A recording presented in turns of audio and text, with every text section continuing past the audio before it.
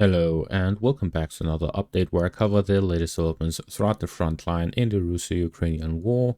It is your host Weep Union, and in this one we have several Russian advances across the front line. Russians have advanced within Toretsk and in the northern and southern flanks of Kurakhove, where a lot of fighting has taken place in the direction of Pokrovsk and Kurakhove itself. There's also some changes in the Kursk direction, which is not exactly clear from the latest Deep State map update. We can start with that in the northern direction. In Kursk, the Russians have been fighting in the southern flank of Sucha to recapture Plakhovo, and some positional fighting in the forest parts near the Sil River. According to Deep State map, the Russians have reached the outskirts of Makhnovka. However, I do not know exactly what the gray zone means on Deep State map.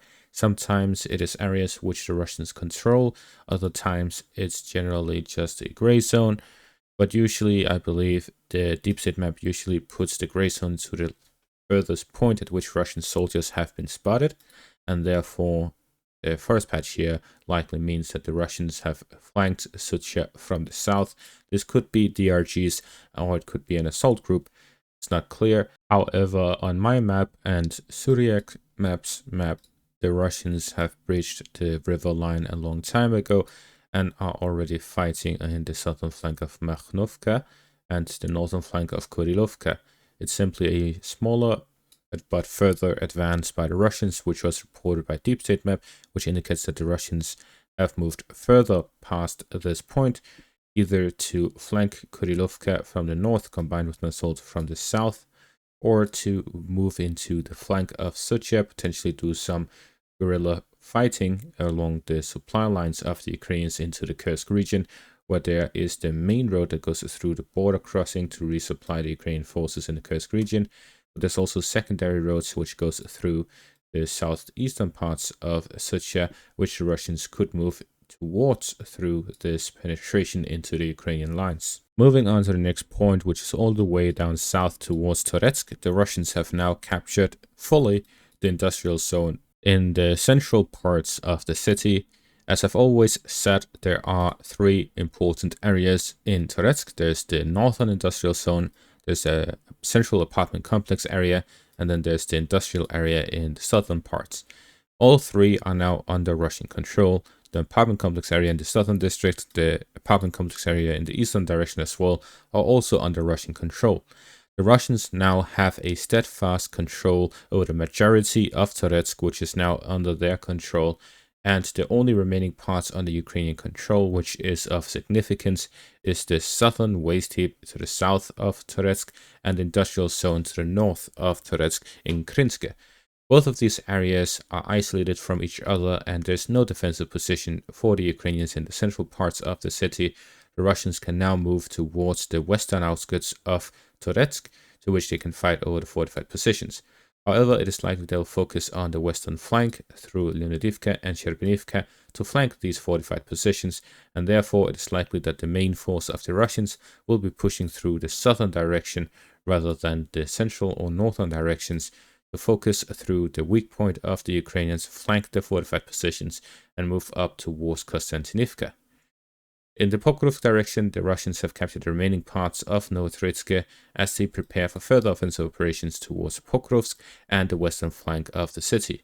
In the southern direction, the Russians have also managed to capture the remaining parts of Pushkine, as well as capture some forest lines and patches here to the northeast of Novolenivka, where the Russians continued offensive operations in a southern direction along the highway that connects Pokrovsk in the north with Kurakhove in the south. The Russians have also managed to capture the remaining parts of Sunsivka, where they've managed to push the Ukrainians out of the settlement. The Ukrainians are still contesting the western parts of Syria, and until the Russians gain full control of that, the Russians will then move to gain control over this small area here, which will allow the Russians to then move either towards Slovianka and Petropavlivka to the west and southwest, or directly to the south to connect with Stary Terny and then onwards to Shevchenko. In either case, with Sunsivka fully under Russian hands, they're able to develop their offensive operations further to secure Syria to the north and then develop offensive operations in the northern flank of Kurakhove. Within Kurakhove itself, the Russians have advanced further within the industrial zone in the northern parts of the city, within the apartment complex area in the western parts, and flanking the southern apartment complex area, the Russians have managed to cut off the supplies and encircle the remaining Ukrainian forces within the apartment complex area. It's not clear exactly how many Ukrainian soldiers there are in the area, but based on the number of apartment complex buildings, if there is a strong force within it, then it will likely number somewhere around 100 people. But that is an estimate based on the location and the significance of the defensive position. Considering that the Russians have been able to get close to it and heavily bombarded, it is unlikely that a significant amount of Ukrainian soldiers have survived. In the northwestern parts, the Russians have been able to push through the apartment complex areas, but they now have about 50% under their control of the western apartment complex areas. Beyond that, there's a few more apartment complexes and a forest area. There's a park, stadium, and so on. The general area would also be as difficult as the apartment complex area, but following that, there would only be the industrial area remaining here in the northern parts of the city, which means full control over the apartment complex areas will allow the Russians to develop offensive operations along the fortified positions of the Ukrainians around Kurakhove, encircle the Ukrainian forces within the industrial complex area by advancing along the fortified positions and the northern direction through Stary towards Dashne, and also flank the Ukrainian positions along the river line here to the south of Kurakhove.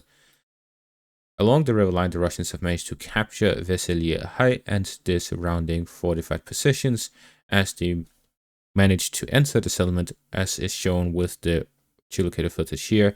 Vesely High fell under Russian control, with the Russian assaults that took place towards the settlement, mainly through the forest areas, which the Russians have had a position in for a couple of weeks now, and the Russians have since then managed to push through Vesely High, connecting with the road to the south and cutting off the Ukrainian positions in the eastern parts of it, which has then allowed the Russians to gain full control over the settlement. The Russians, with the flanking maneuver on Uspenivka as well, have also now successfully cut off Hanivka from any of the supplies. There's no road in and out except for the Russians being within 100 meters of it. Therefore, the Ukrainians would be unable to move in or out of Hanivka without getting under direct fire. Exactly as it is with Trudove here to the west, where the Russians also are within close proximity to the settlement. At the direction of Rusliv, the Russians are advancing along the fortified positions of the Ukrainians, moving up along the main road between Yasna Polyana and Rusliv. Therefore, we see the Russians are developing offensive operations directly towards Kurakhove through the city, where they are fighting over the high-rise apartment complex areas. The Russians are advancing along the river line, closing the pocket and creating smaller pockets within the pocket to encircle Ukrainian forces, just as they have done in the south of Kurakhove. They're developing offensive operations towards Rusliv to create a larger encirclement, combining that with offensive operations from Sunsivka and from the north towards Pushkine, where they are moving down along the main highway to which they can connect at Constantinople and Rivka and Rusliv. Meanwhile, the Russians also developed offensive operations towards Pokrovsk and the western flank of the settlement, towards Toretsk and the western flank of the settlement, and in the Kursk direction towards the southern flank of Sucha.